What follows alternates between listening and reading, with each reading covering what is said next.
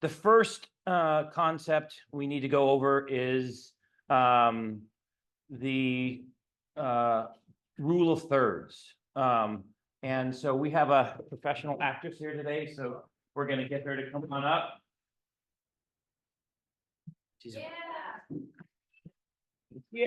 Oh.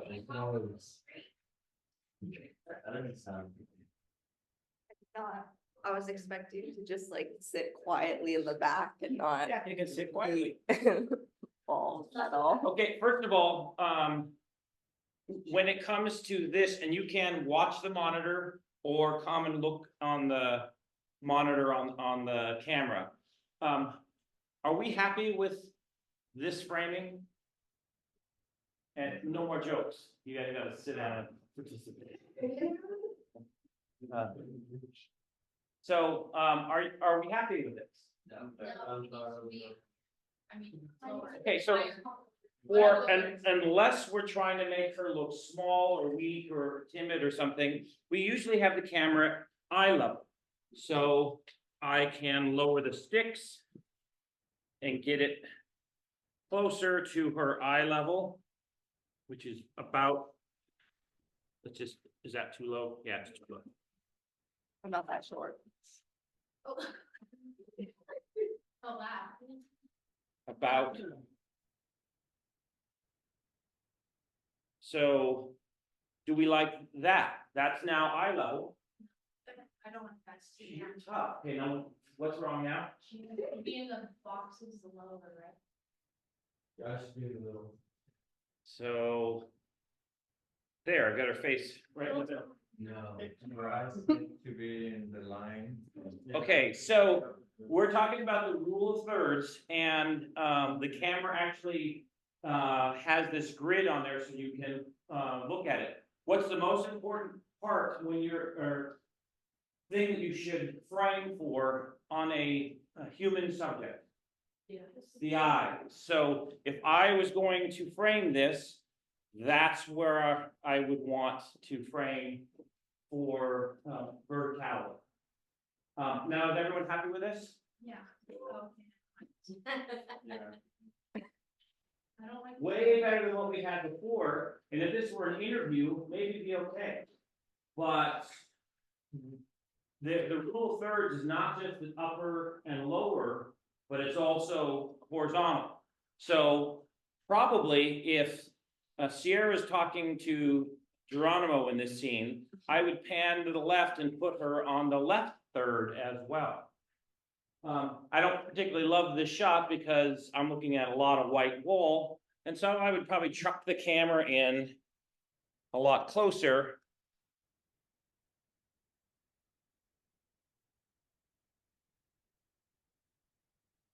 And that would be more of the framing that I would have in mind.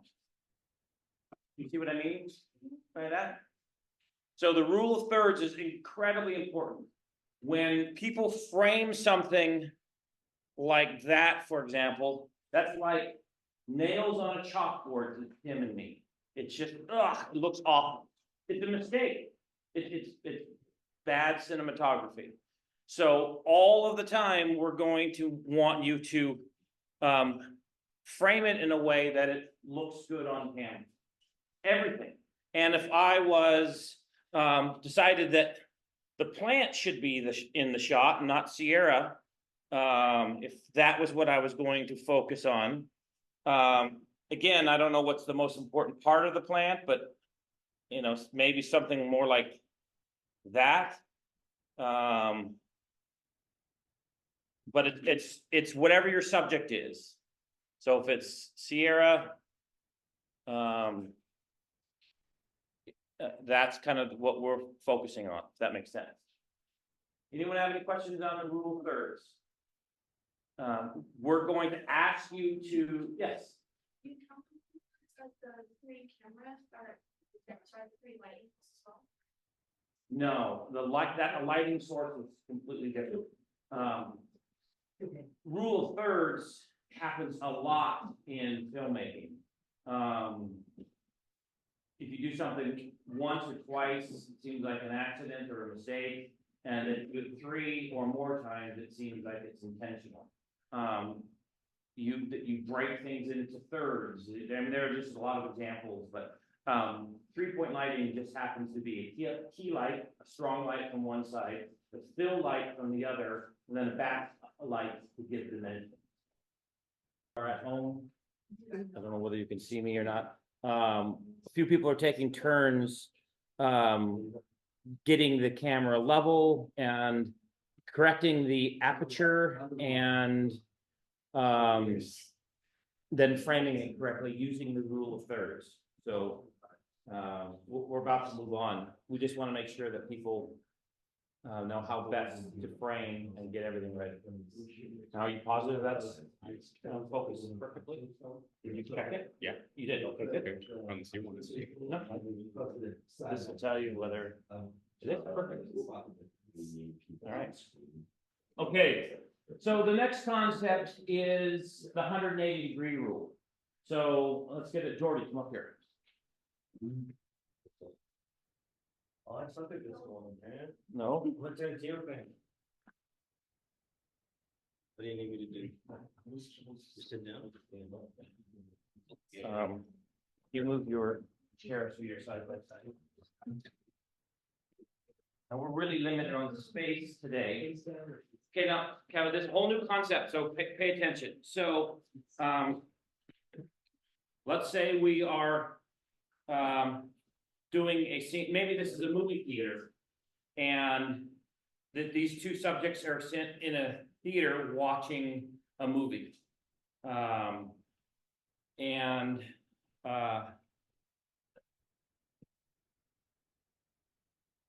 So we might have a two-shot like this, where we can see them sitting side by side watching the movie.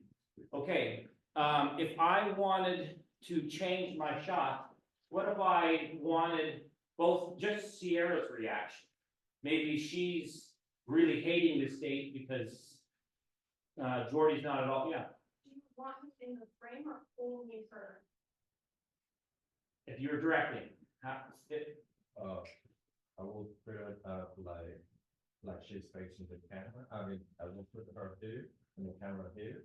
This you're saying truck the camera right? Yeah, to the right, because she's starting to. Okay. So So, get the perspective of. Right. Like, I had to finance the whole thing. Can you keep this movie? okay, so I could do that, or I can go tighter. Sorry, Jordy, It's okay. and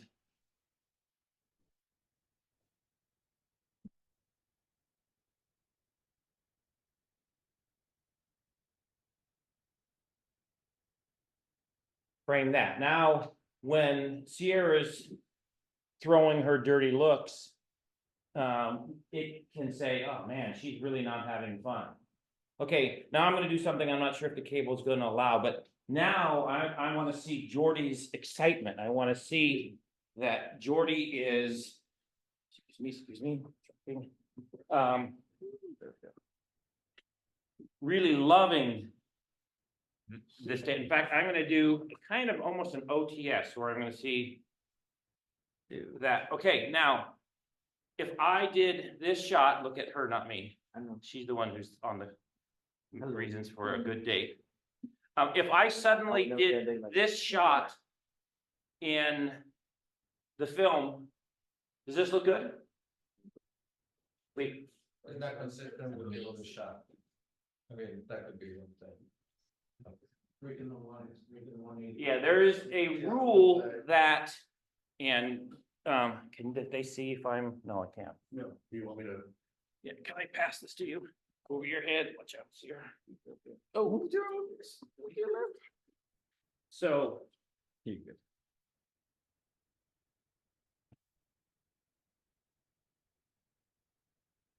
There is an imaginary line between our two subjects. And you can film everything on that side. So I can come really close over here and shoot Sierra or Jordy. I can come all the way over here, and if I wanted to shoot Jordy, I can. But as second as I cross this line, I'm breaking the rule. So when I went from that side to this side, if you do a cut, it's very disorienting to the audience. And I see students do it all the time. So you always have to think, okay, if I start in a two shot, like the shot you're seeing on the monitor right now, I've set up my 180-degree line. It's right here. And the only way I can get to the other side is if I see a moving shot. So if I took this camera off the sticks and I was doing a handheld shot and you saw this movement of the camera going behind like this, now I can shoot from this side and I can have shots from behind them, or be on this side, or over here. So I can cut back and forth from Sierra here and Jordy here. But if I didn't see that movement, I'm breaking the rule if I cut from one side to the other. Does that concept make sense? Yeah, Grant, perfect, love it, thank you. So this is a rule. It is incredibly disorienting for audience members. I remember the first group feature film that we made here. Julia, one of our students at the time, shot this scene where it was a mother-daughter scene, and the mother was standing up and the daughter was lying down on the couch. And she shot the mother scenes, and the mother was looking in one direction, and then when she came to the other side and shoot, the eye line was opposite. And I said, "Oh, you can't do that. That's breaking the 180-degree rule." She said, "I'm directing. This is what I want." Wait, are you sure? Yes, this is what I want. So we shot it, and then at the end I said, "Do you mind if we just do the scene one more time?" No. We need to move on. So we went home and I edited it together. It was garbage. We had to come back and reshoot the scene. You have to think of the 180-degree rule. So always be aware of your master or establishing shot and how you're going to cut from that. Yeah. Is there a way to like shoot from behind if the characters are moving? Yeah, there are ways of doing it in a variety. The best way is see the motion, but I can also cut around. So if I go from here to a single Jordy, then I might move into a profile, and then my next. So I'm slowly working my way around the angle. I mean, around the subjects to change the 180-degree line. But you can't cut from one side to the other just because it's disoriented. Your audience will, even if they're not movie savvy enough to understand why, it just seems weird. So these are rules that you want to try to follow. But some of you know, I used to be an English teacher in another lifetime. And we spent a lot of time learning the rules so you can break the rules. So when it comes to the rule of thirds, if again, I'm now, my subject is Sierra, and I have her ideally in this, rule of thirds here.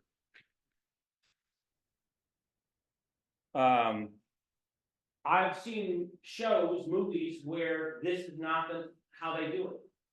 Have any of you seen Mr. Robot? I find it. Yeah. If this was Mr. Robot, they would film it like that. And then when we did a line with Jordy, they would film it, and Jordy's looking at Sierra. It would, I just want to look at yeah. it too. Sorry. They would film it like that. Now, I hate it. I could not finish that show because it hurt me physically to watch it, but that's how they did it. They broke the rules intentionally for an effect. Yeah. Like I said, I think they even did the same thing where you have it just like that. Like I was standing right behind them, so you see them at an odd angle, but they're both due. Yeah, they do all kinds of weird things. So weird. And it- Like, how did But it's on purpose. It's to create a kind of uneasy feeling. Oh, that makes sense. Yeah.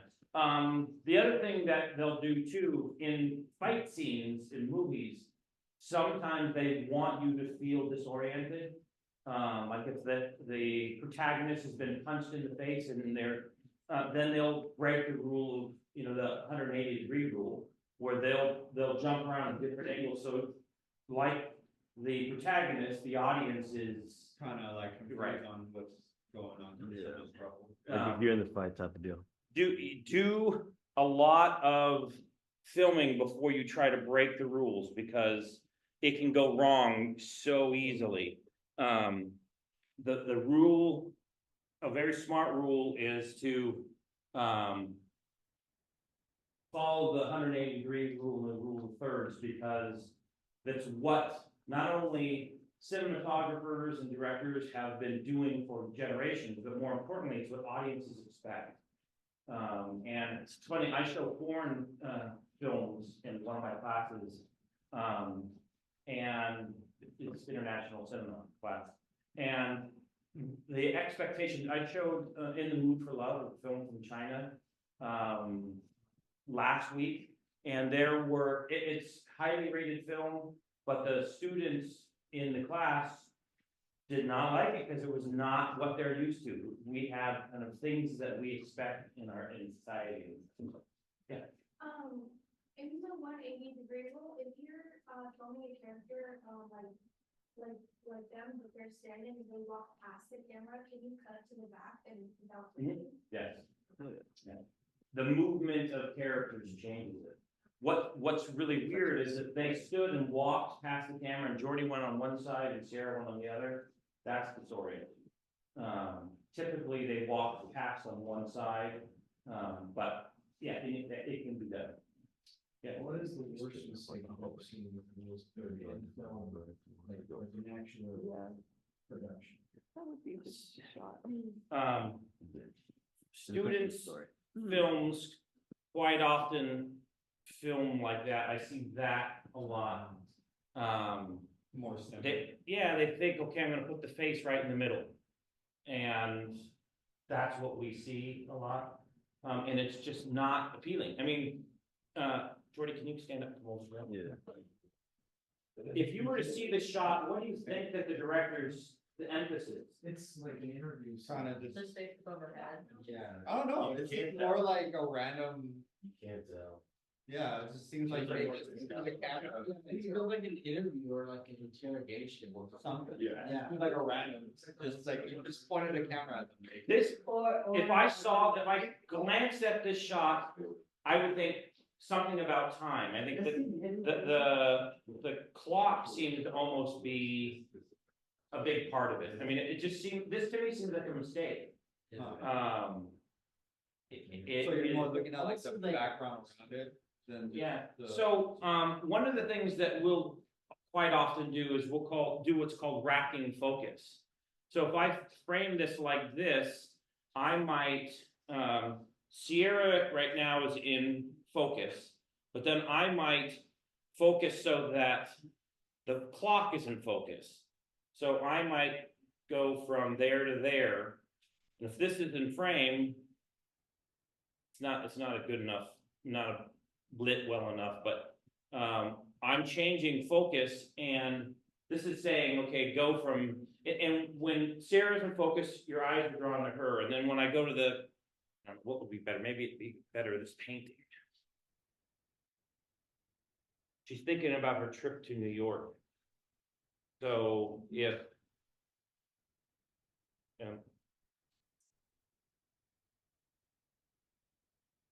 you can see it when I'm racking focus, but if and if she was saying, the good old days when I used to live in the city, I might then rack focus to the painting. This is not a good enough example, but you get the idea.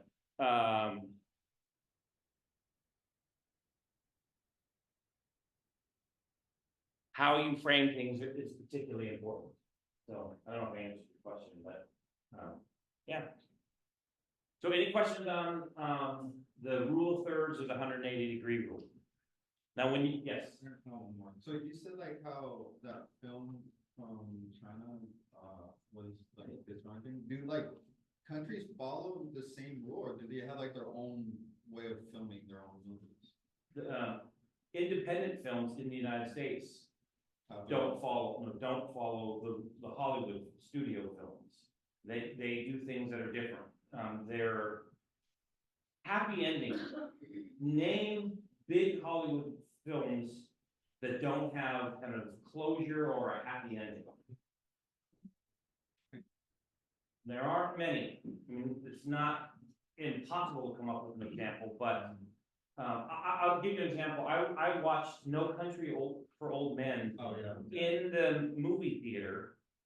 And when I was watching that, there was a big cowboy guy who was sitting kind of in front of me. And at the end, I don't know, does anyone care about a spoiler? Anyone?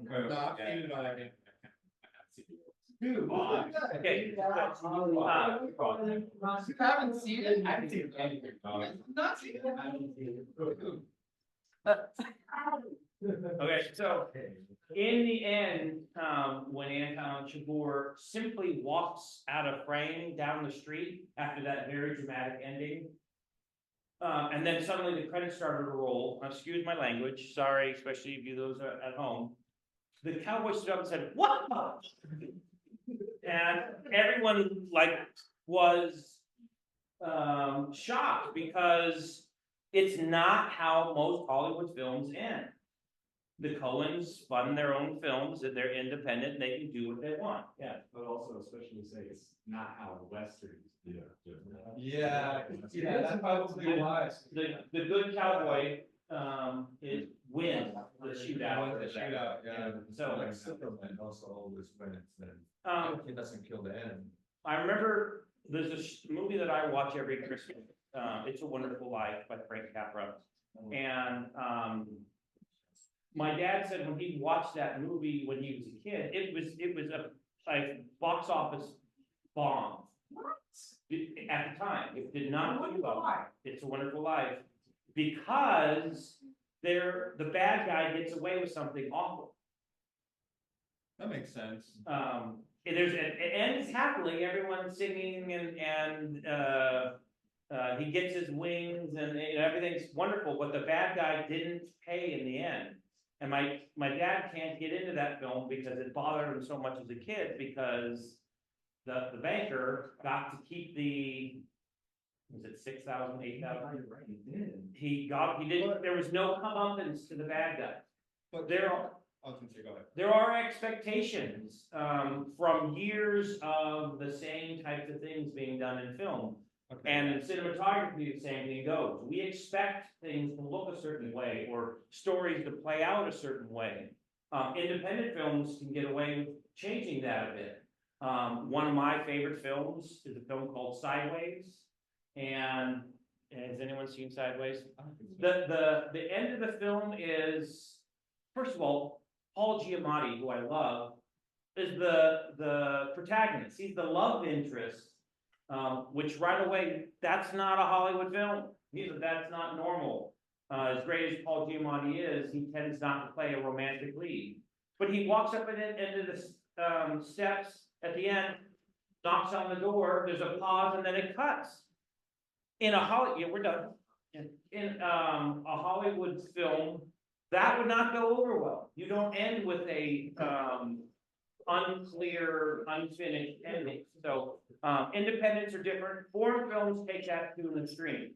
They don't have the same rules or follow the same things that American films do. So things can be quite different. Yeah. Yeah. What about End of Watch that? Did you call that name? End of Watch? Yeah. I haven't seen that. Exactly. The superhero movie? Or the, No, no, it was the okay. Oh. Oh, yeah. That's not happening, right? I don't think so, because they both died, don't they? Yeah, I don't know. I haven't seen that one. So he funds all of his own films. He's not like. Yeah. There's too many, there's a few of them. And they're not Hollywood films. They're not studio films. It's hard to find. I love A24 because A24 does films kind of on their own rules, and they're different. They're unique some people would say bizarre, but they're different than the way Disney makes them, the way Paramount and Universal and the big studios make them, so. And I was gonna say, didn't, that one, what's it called? Let's say you like it. I've seen it so many times.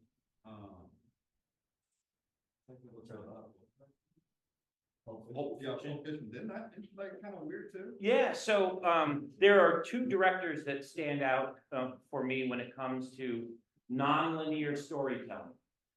It first started with Orson Welles with Citizen Kane. And if you're film majors in here, you better see Citizen Kane. You might not like it, but you need to know it. It's like an English major never reading Shakespeare. You just kind of have to know. But his stories, especially starting with Citizen Kane, were not told in a linear fashion. You know, the end might happen first, and then you jump around. That hadn't been done before. He also did things that no other cinematographers had done before. He wanted Citizen Kane, it was really the character was William Randolph Hearst, to seem powerful. So to make Kane seem powerful, he often shot lower than the subject. And that had never been done before. No one had changed the perspective. Everything was always eye level, and now suddenly they were shooting up. By the way, what does this make Sierra look like? Like So I can vouch for her personality. She's very sweet, very kind, funny, but stop smiling. Okay, now I'm sorry, but she looks kind of like a bitch. Who will kick my ass after class? I mean, the angle can change things. That was Orson Welles. He did that before anyone else had done that.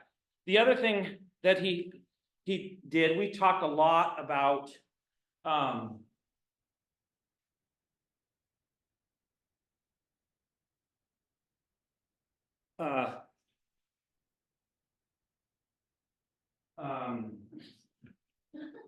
focus and how wrapping focus. He was the very first director to shoot in deep focus. Now, someone tell me what deep focus is. The background is blurred. No, it's the opposite. It's when everything is in focus. So now you have to light the crap out of it. So that, but then you can shoot in a range where you have everything's in focus. That just hadn't been done before. They filmed with more shallow focus and would change things.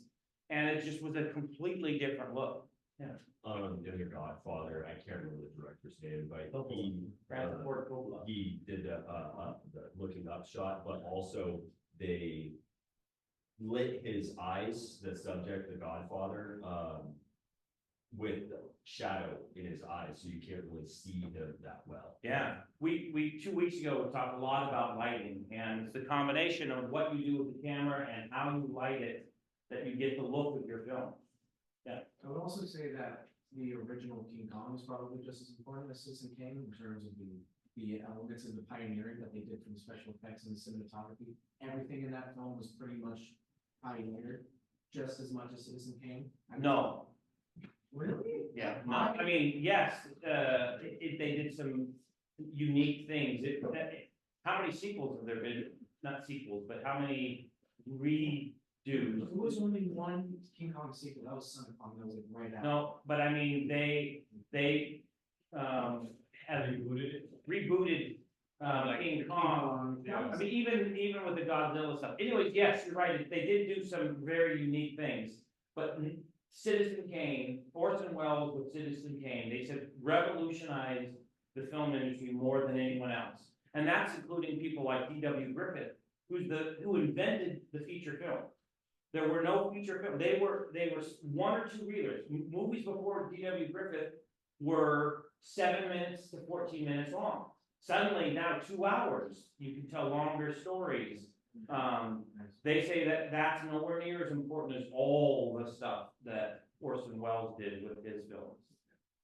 And to be honest with you, you're not gonna love a lot of his films, but he revolutionized things. It's a lot of times when you watch the Oscars and you think, how the hell did that film beat that film? And it's because who votes for the Oscars? It's not the Golden Globes. It's filmmakers, and it's whatever the cinematographers are the only ones who vote for cinematography.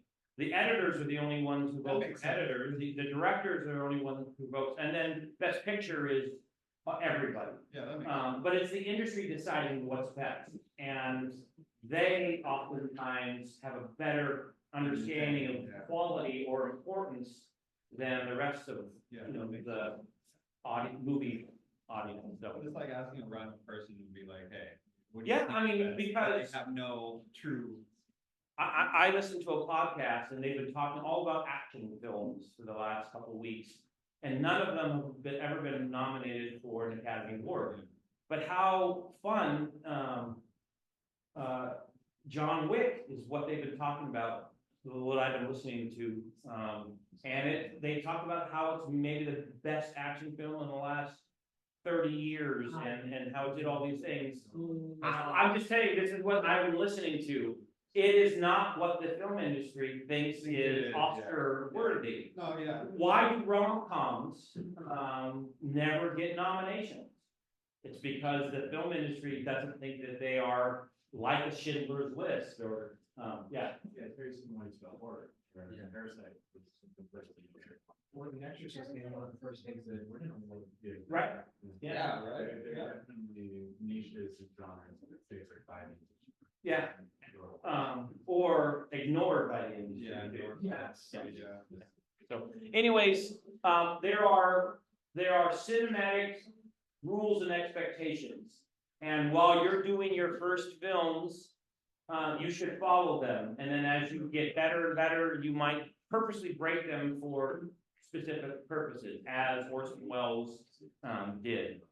So anyways, any more questions about the rule of thirds or the 180-degree rule? Okay, now let's just move on to the red cameras. What we're gonna be shooting on, except for, is Sardi here today? All one of our projects, we're gonna shoot on one of our two red cameras. We'll be shooting in either 6K or 8K or a combination of two cameras, shooting both of those. So can you aim that at this and kind of show? You gotta come over here.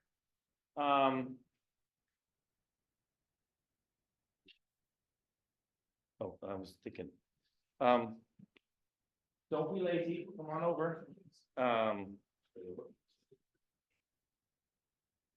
Yeah. You're right. Yeah, it's on the same time.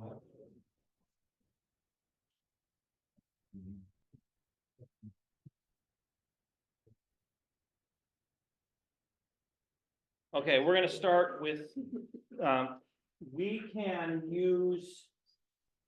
Thank you so much.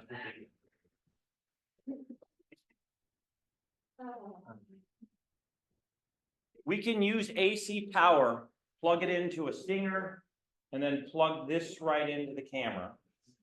Right here. We almost never do that because now we're limited to the length of this and this can be in the way. But we can always plug this in and run AC power. What we tend to use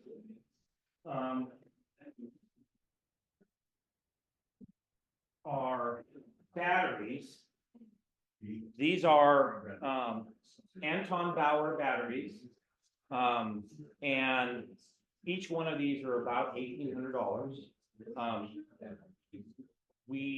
I have 8 of them, so that we can go a full day of shooting usually and not have to charge, unless we're doing Steadicam or we're using 2 or 3 other batteries for other things. It's nice because it tells you the percentage, yeah, of how charged they are. Now, Anton Bauer uses a thing called gold mounting, 3 pins, and they're always this gold, like brass color. And we have a plate on the back of our red so that the power goes right into the camera. So there are 3 pins and they click in when they click, you know that it's in, and there's a release right here, push that down and the battery comes right out. The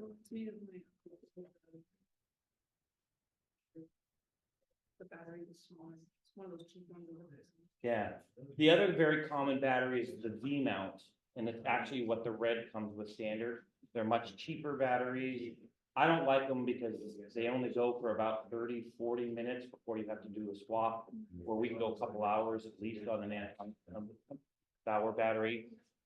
Even when we have all the motors and stuff and all the accessories on the camera that all draw power from it.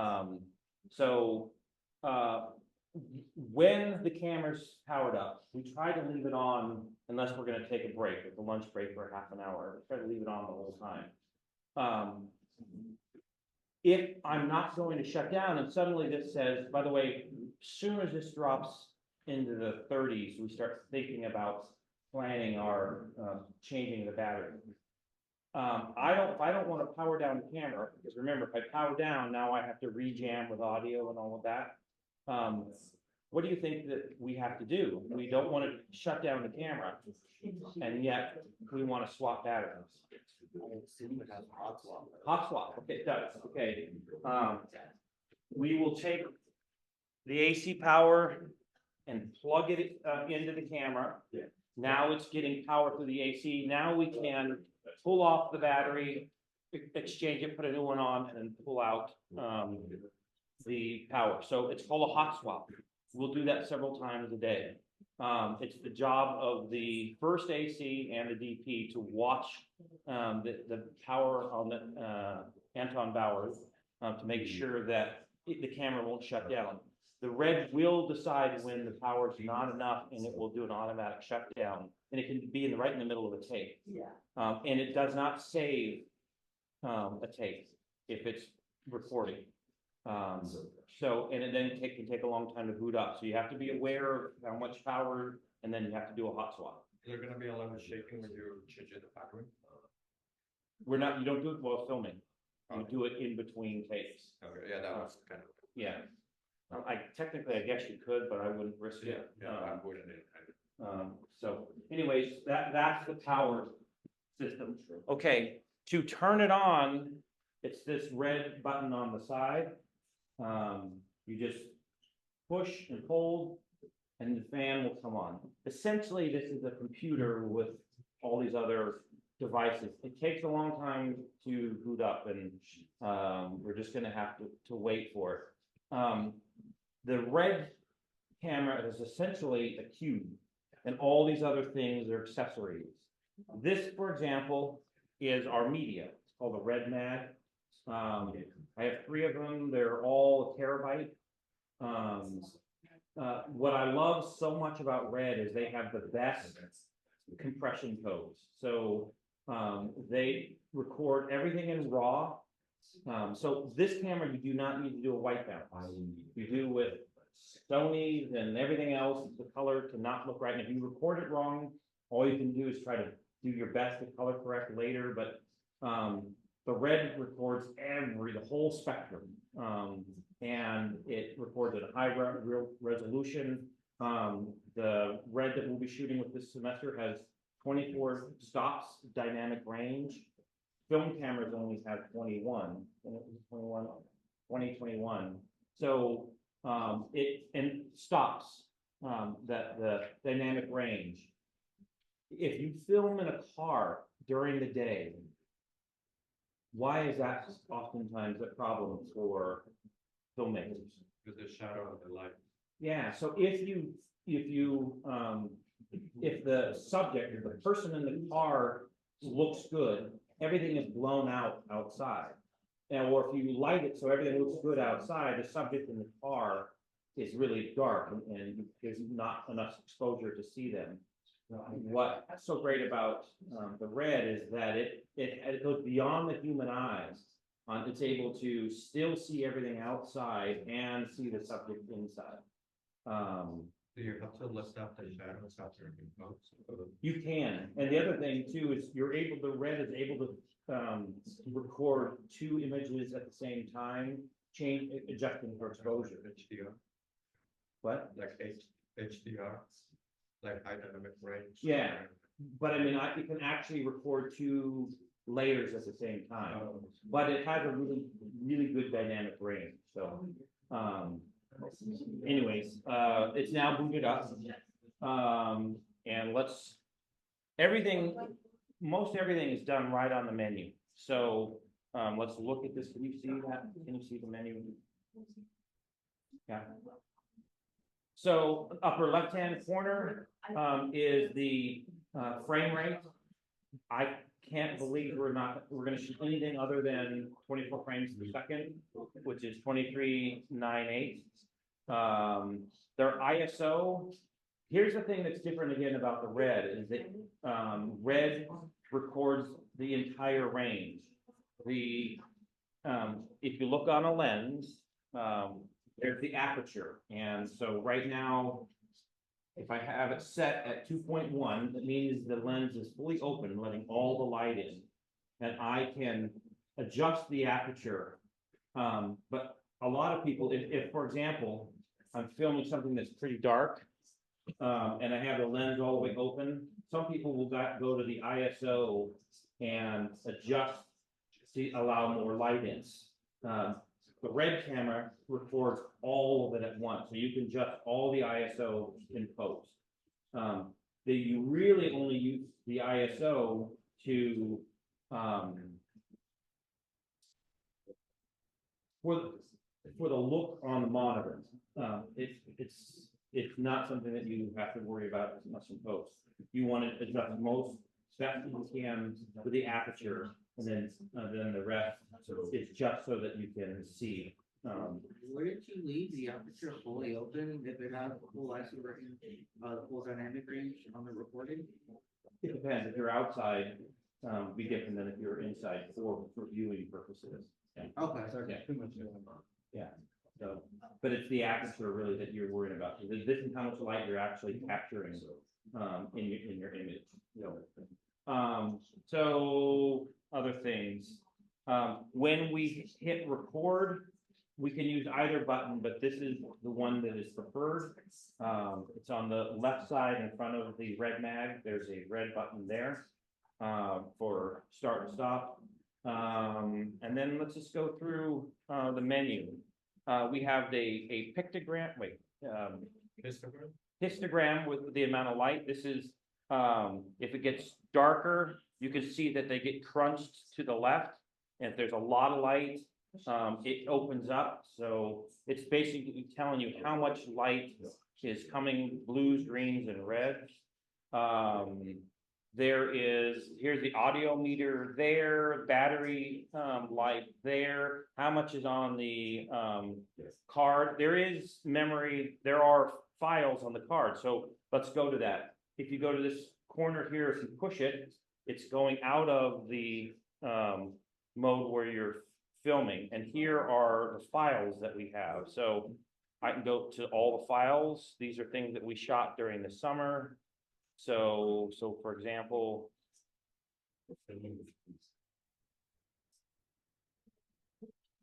here's a scene that we shot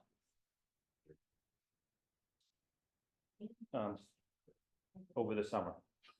This is the scene from The Breakup with Jennifer Aniston and all swingers. Anyways,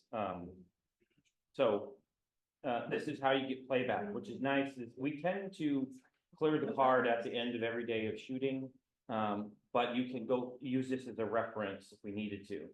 So it allows you to play back your files. See just what else is on here. Yeah.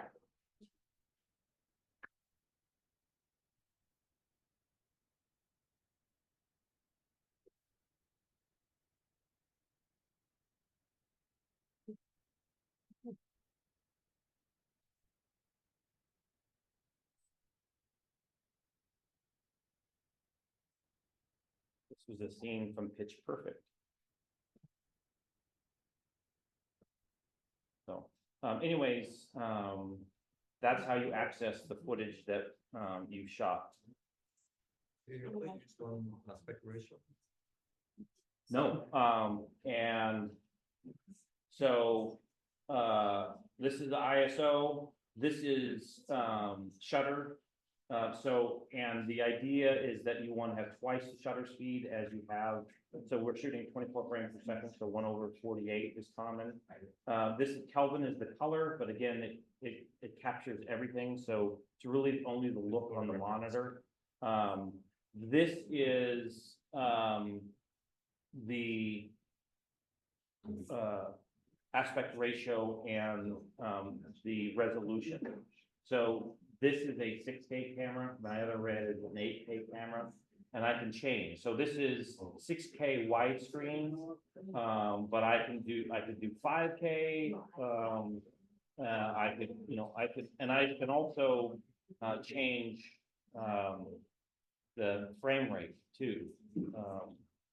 So, but these are all, I mean, if I just wanted to shoot 2K, by the way, look at how this image is here. If I were to change this into just, now look how zoomed in it is. So you're getting a much smaller image. The 16:9 is the one that you get the bars on top and then the bottom. No, that's the widescreen. That's where it's. So tends to be what we shoot in the most. Is this the 6K or 8K widescreen? But Do you work with now the thing that we love, by the way, I can't think of more than 1 or 2 times I've ever put a zoom lens on a red. In a lot of filming, like that Sony there, we zoom all the time. We do concerts and speakers, and we do the GAB PD news, and you need to zoom in and out a lot. Sports, yeah, exactly. In filmmaking, we don't. We shoot in prime lenses. So this is 35 millimeters.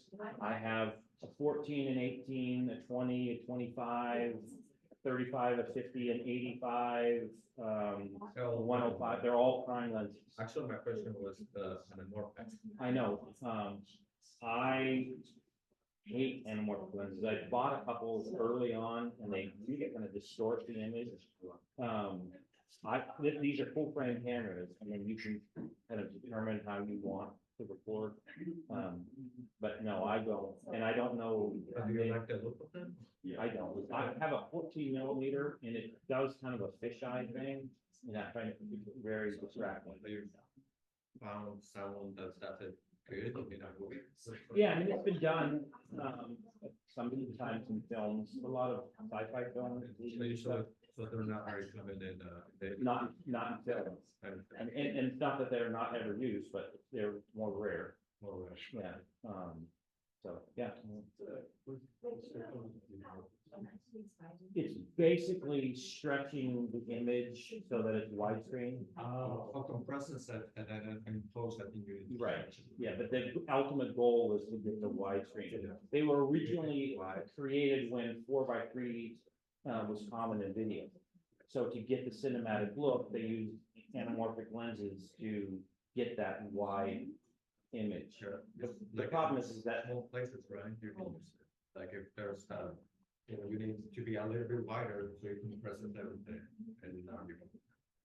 yeah, but again, I can shoot in 14 millimeter, and I could see everything in the whole room with that. So it's just not done that much and not that it's not. I mean, every rule is broken, but I owned 2 anamorphic lenses because I got really excited to have, really wide. I love 70 millimeter films, and that's what I thought I was going to get, and I never liked the images. So I had a look. Some flaring. Like It just, everything looked strange. It does. very soft. Yeah, and I haven't used one in a long time, and I got rid of it because I had a Cook anamorphic lens, which is like an $18,000 lens that I bought from a rental house, and Put it on once and filmed and thought, man, that looks, I need that. But, What a waste of money. yeah, but you thought it was gonna look better because you spent that kind of money. I like, this was before the red, I was shooting, on a Canon Did you- HD one or something, and we had the anamorphic lenses. To get that look. Anyways, I'm off on a tangent. The 8:1 is the compression ratio. I tend to shoot in 8:1, but if we were doing things we didn't need that much, we the real high resolution, I could shoot in a higher compression ratio. And it makes the file sizes smaller. A lot of the projects, when you shoot for a good day, they're gonna be somewhere between 500 gigs and a terabyte. And I haven't started doing this with the 8K camera yet. My guess is that they're gonna be about a terabyte to 2 terabytes for a day of shooting.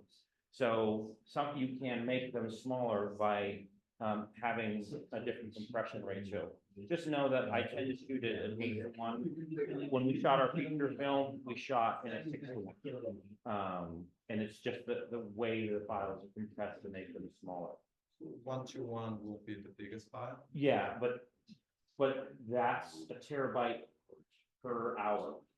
Yeah. Um, Who will do such a thing? I mean, because the option is there. So And by the way, I cannot tell the difference, because I shot in 4:1 and 12:1, and I tried to look at the file, I could not see a difference. So, yeah, because now you're getting a much more compressed file, it's still with the same. kind of Red quality. does a really good job at compression though, so anyways, 8:1 is what 8:1 or 6:1 is what I usually shoot. If I'm gonna shoot school interviews or something, I might shoot 12:1. Yeah, you Um, reduce that. yeah, It just makes the files a bit smaller, because I keep all files.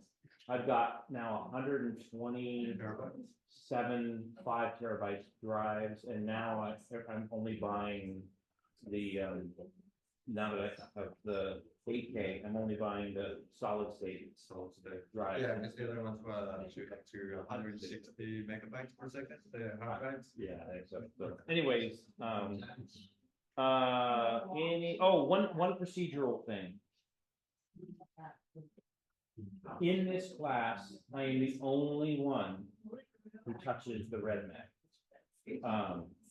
I'm the media wrangler in this class. And the producer never is in Hollywood, but it's my equipment and I want to make sure that nothing's deleted. We had a tragedy. How many years ago? About 4 years ago. 2018, I think. 6 years ago. We had a student, trained him how to do everything. There's one thing, if you go into media here, menu, media,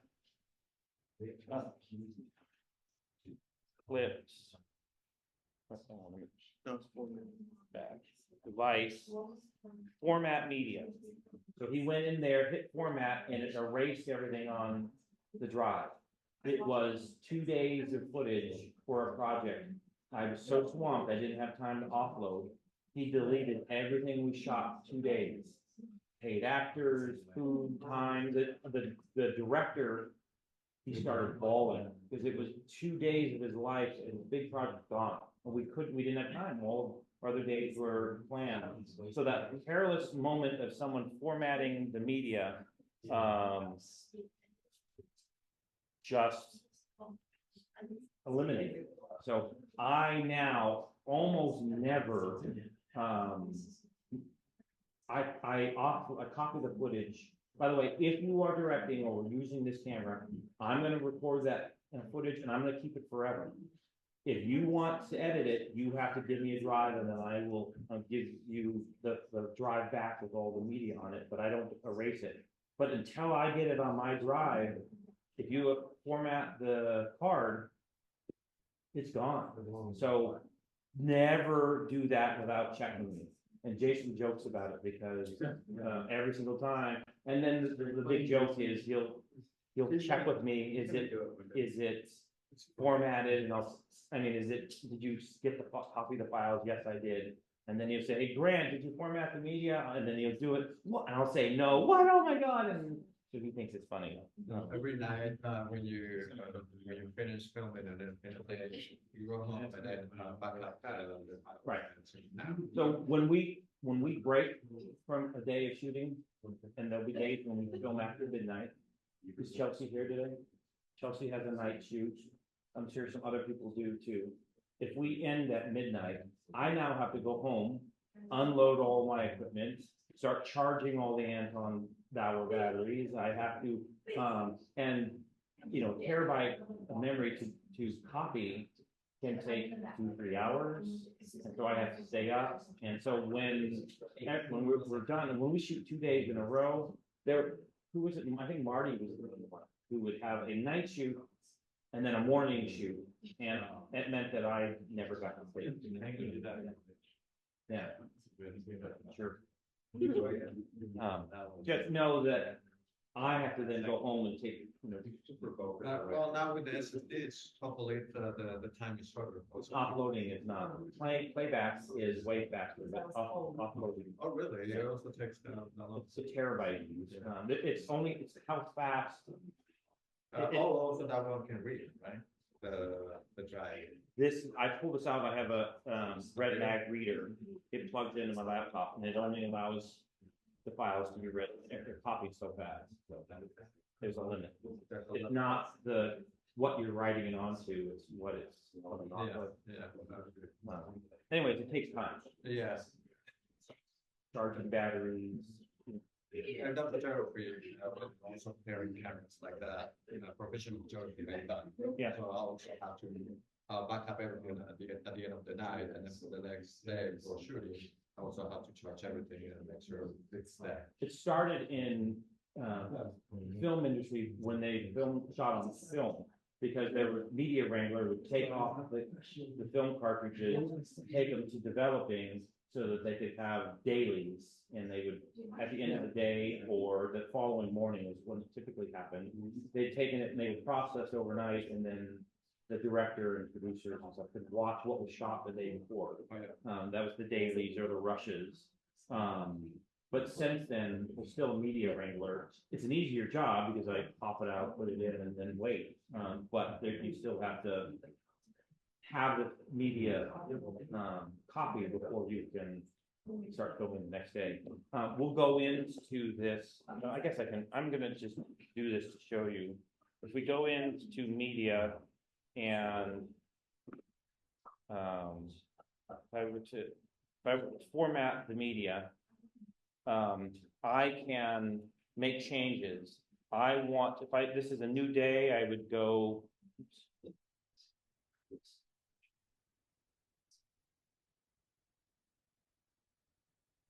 Yeah, I went to A1, so that the file will be 1A0001. The name of the file? Yeah, so on day 2, the red will automatically go to 2, but if really we shot something with a different camera or whatever, we could number this any way we wanted to. It's not gonna make a new file, right? It's gonna put Every file will be numbered a certain way.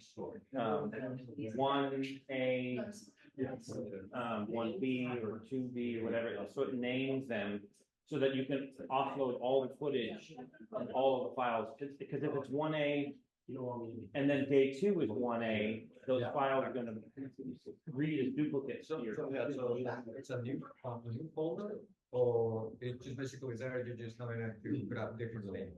Different names for that day of shooting. So when you format, you do that. And then when I click this button, it will actually erase the card and then start again at 1A. And the first file will be 1A0001. So the FAT32 does the format of the drive, right? The what? It was one of the options that, I don't know if there's any specific format that you do. F32 Yeah. is what we've experimented, and it's what's best, and I haven't touched that format in 6 years. It's experts. This is my or my new one is my 7th red pen. And I that would be that for all of them, so. Yeah. Some things is weird because some things I almost never touch because I've got it where I want it, I know it works best for us, and so. I don't know, any questions? One of the things that I want to talk about briefly, because some of you will be first in AC soon, is we want to do a lens swap. So if Marty's directing.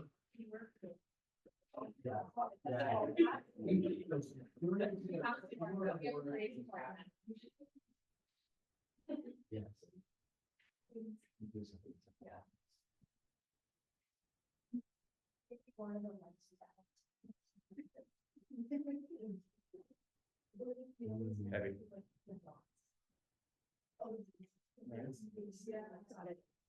Okay, I do not let go of the lens until the person who I'm handing it to says, got it. I can't tell you how many students I've watched drop my lenses. That lens right there is about $5,000, and if you were to drop it, it's garbage. So anytime we pass off Anton Bowers or lenses, you hold it there until the person says they've got it, and then it's their responsibility. They now have it. So if you were handing it back to me, got it, now I have it. Okay, so the lens swap is a 2-person job, so who wants to do it with me? Okay, so I am going to release the collar. Then there is a button here that I will push that will release the lens. As I take this off, you are going to take off the cap on the back, and you're going to hand, quickly hand me the cap. Quickly hand me the cap. Got it. And then I line up the lens. It clicks. I tighten the collar, pull the lens cap, and then you keep the lens cap with the case. So I've now gone from a 35 to a 25, and I don't know if we're going to be able to see the difference much. No, it's white. Oh, you said, you said from a 35 to. 35 to 25, so this is significantly wider. So, and it's not, we don't have a really good subject, but if we want to do another swap back, so there's our subject. See the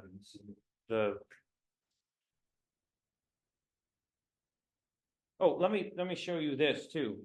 On the monitor itself, there are 2 buttons. One does magnify. Push it, give the camera a second, and essentially it's jumping in like I've zoomed in. So that's magnify. If you push the button again, it jumps back to the regular framing. The bottom one does, it's called edging. And when I focus, you can see when things are in focus, they light up in white, and I can remove that. So I now know that this part of this image is in focus. And what's cool about the red is that I can keep edging on and I can record. So it's not recording the edging, it's recording the regular image. But if I want to then change focus to there, then go back to the image, and then I can hit cut. If I do playback,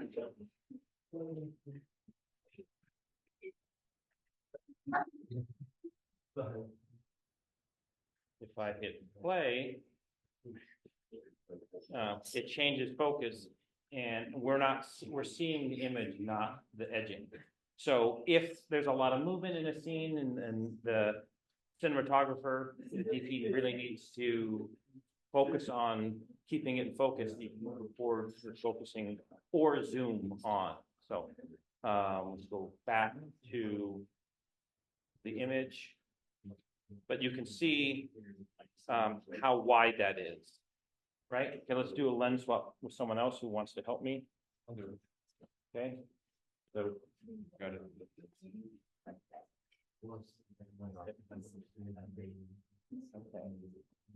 So I'm going to loosen the colander. I'm going to loosen this. And now this off. Got it? No, wait, got it? Got it. And then if you want, we can go back.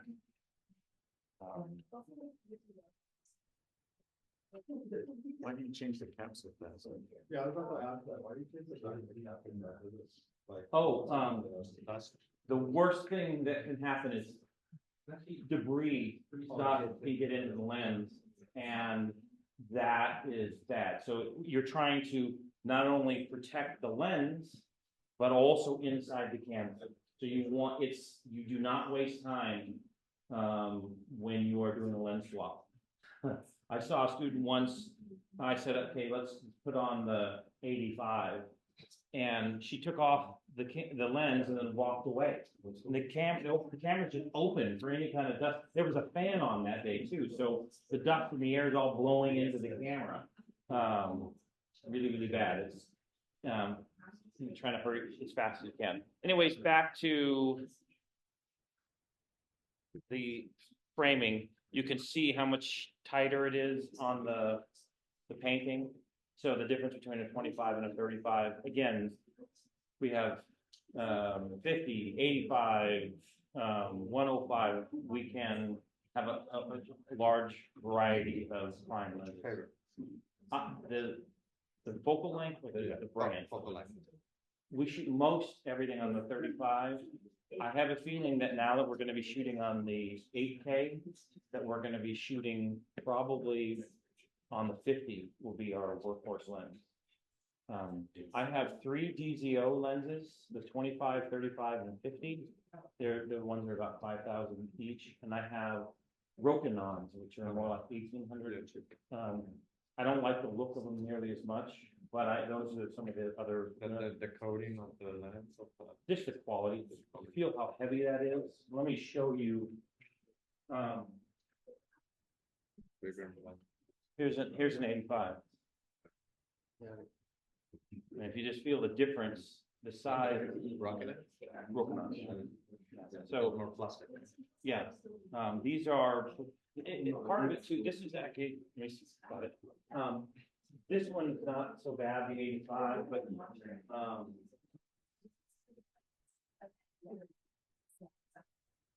there are some.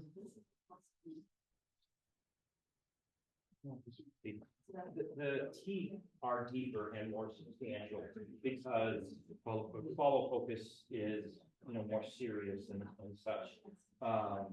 These are more like professional, lenses. Now, $5,000 is a steal compared to, hook lenses or some of the other lenses where you're gonna spend 30 grand on each prime lens. And, you might spend Would that be? $500,000 to $800,000 on a set of primes, but this is a step up for people more rich, from the. So would you ever consider ARRI? Yes, the Ari lenses are. That'd be $100,000 for our good Ari lens, so. But I mean, like people. Yeah, would I consider using the best if I win the lottery, that's all we're gonna use. Making films to make money, to make, movies, to keep making movies. Yeah, so, I don't know, are there other things? I'll take that, got it.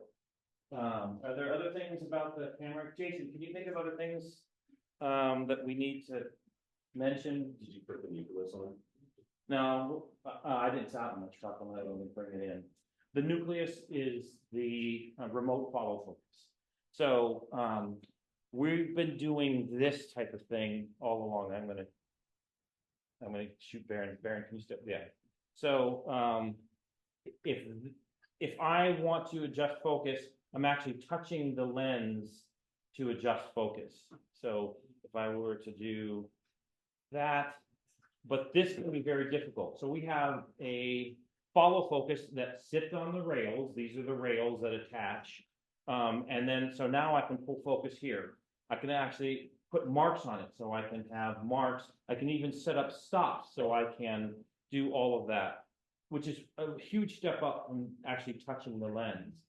but there are times when we want to don't have the camera operator, the DP, full focus. We have a separate person, the first AC who will full focus. We'll have a separate, monitor that has edging on it.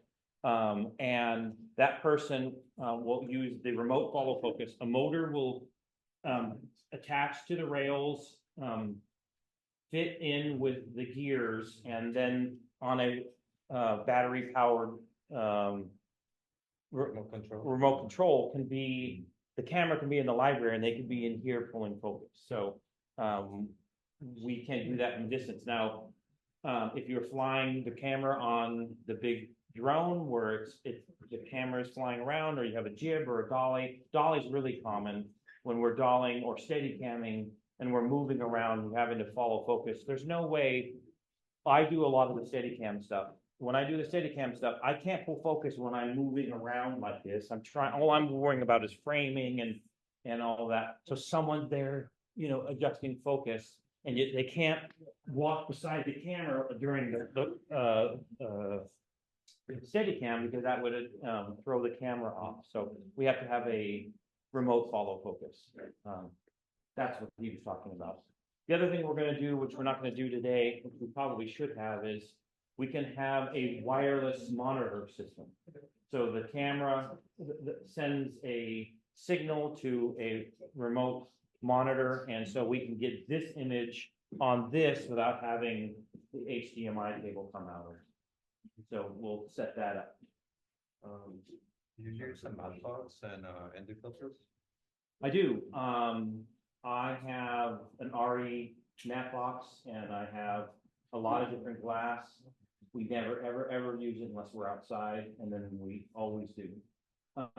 What we've been doing more lately, just because we just want to do some run and gun stuff, is that I've been putting, I have ND filters that screw onto the lenses themselves, and I have 1, 2, 3, 4, 5, 6, 7, 8, 9, 10, 11, 12 stops. That's one ND filter. We figure out what it is and put it on. Then we sometimes have the matte box in addition, because the matte box can only take 2 sets of glass.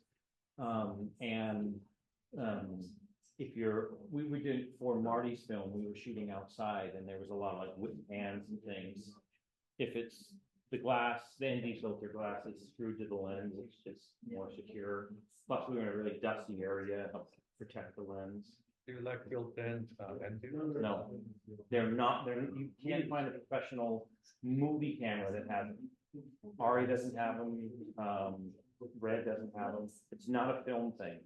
So let's say you're shooting with the FX6 or FX9. But they're designed for things like sporting events and interviews, and I love that these cameras, which we use all the time, have built-in ND filters. Because if we're gonna film outside, even though if it's on auto, where it's adjusting the aperture and all of that, it's just so much better if you have an ND filter. But in movie making, it's just not done. The high-end cameras don't have it. The things like the audio, and this is really good, they have XLR inputs so that you can have microphones, you can have, professional cameras don't even think about audio.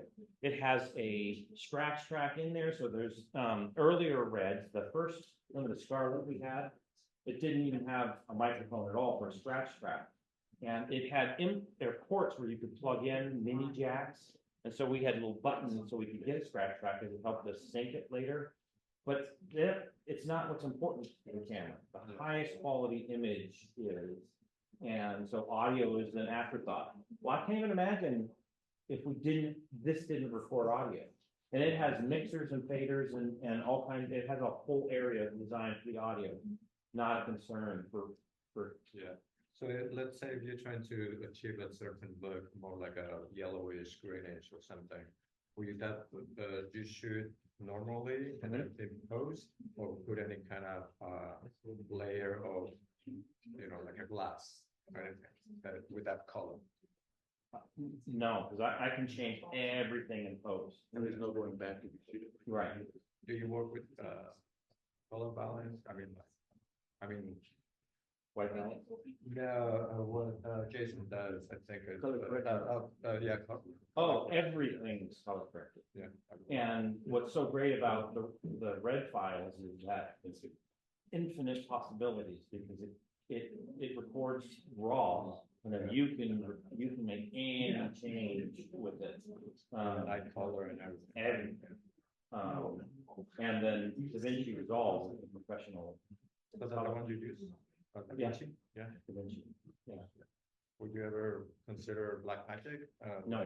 Consider. Tim loves it. You like Blackmagic. The camera? We'll just. Yeah, I mean, because those are the owners of DaVinci, right? Yeah. Yeah, but DaVinci software's, the industry standard for color correction.